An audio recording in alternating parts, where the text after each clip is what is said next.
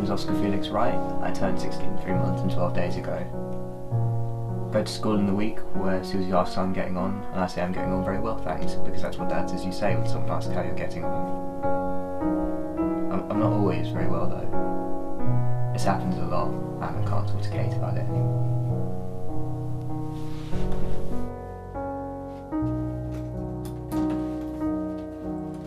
That's why I decided to run away.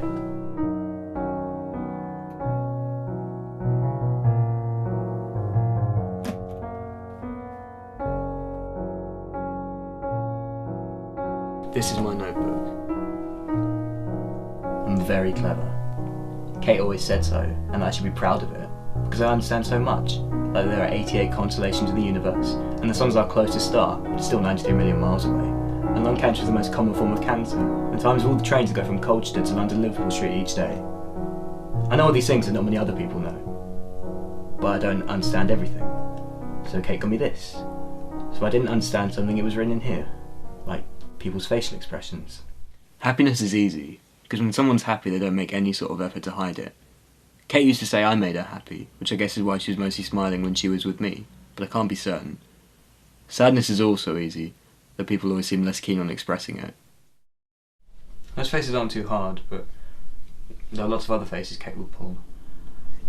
And sometimes her face didn't match with what she was saying. I didn't like that. It's fine, Oscar. I'm fine. My favourite book is Atom, Stars and Nebulae, the 3rd edition by Lawrence H. Aller. It discusses stars on a postgraduate level, which is good, because I've outgrown all the kids' books that sit on my shelves. My favourite type of star is a white dwarf star, because they start out so small. Like our sun, because our sun's actually very small for a star, it just looks bigger compared to all the other stars we can see from Earth. Space is massive, and our sun is closer, and things that are closer obviously look bigger. How big is space? Massive, like I said. Infinite maybe, I'm not sure. Anyway, the outward radiation pressure on a white dwarf overwhelms the gravitational pressure on smaller stars, and so the star expands further and further into space. Soon the outer edges of the star merge with interstellar space, and then all you have left is the star's core, which is like this big ball of carbon Oscar, at the please, centre. I just need to talk to you about something very serious. But I haven't finished yet. No. No, you're right, sorry. Can I carry on?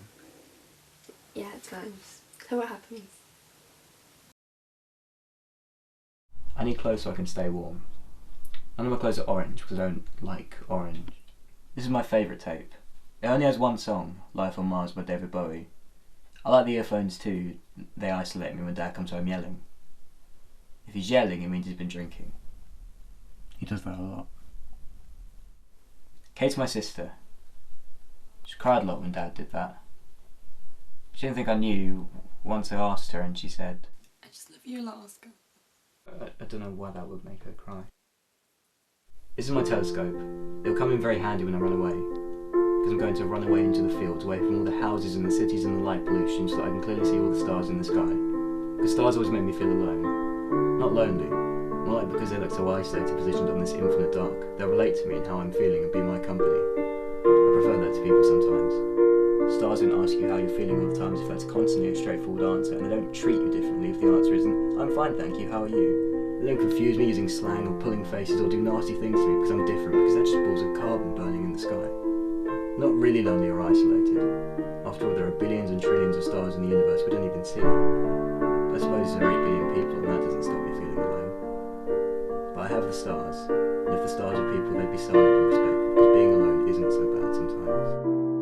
Then again, the main reason stars don't feel isolated or alone is because they're stars, and don't feel any sort of emotion at all. I had Kate 27p. I was buying a chocolate bar and a magazine, but I didn't have enough, so she paid the rest. I thought that'd be more appropriate than leaving me flowers. I'll also leave her a picture of my favourite constellation, Perseus. It's the 24th largest, 615 square degrees. It's named after the Greek mythological hero Perseus, who wasn't real. People say it looks like him when he was holding the head of Medusa. It doesn't. What do you think it looks like? 19 stars. Creative. I don't know how Kate died. Maybe it was cancer. 161,823 people died in the UK in 2012 because of cancer, which is more than any other illness. That seems most likely. I know that Kate's dead, and she doesn't care, and doing all this is irrational because you won't get my presents. But I think it might make me feel better.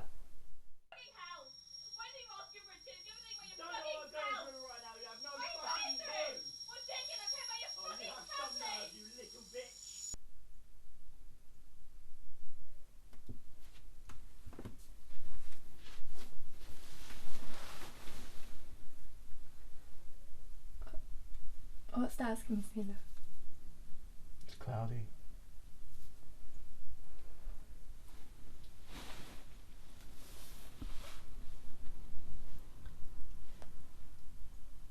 It's a god-awful small affair to the girl with the mousy hair, but her mommy is yelling no, and her daddy is told to go, but her friends are nowhere to be seen as she walks through a sunken dream to the seat with the clearest view. It's important to always have a first aid kit with you in case you burn yourself cooking, or get bitten by poisonous snakes like adders, or in case you scratch yourself putting up the tent, or in case you fall down the stairs, or any other accident that Dad says we don't tell anyone about.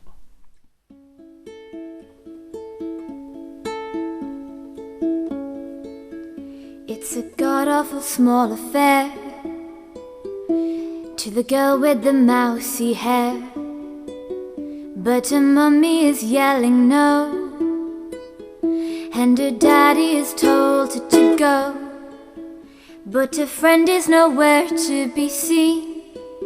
Now she walks through a sunken dream to the seats with the clearest view, and she's hooked to the silver screen, but the film is a saddening bore, for she's lived it 10 times or more.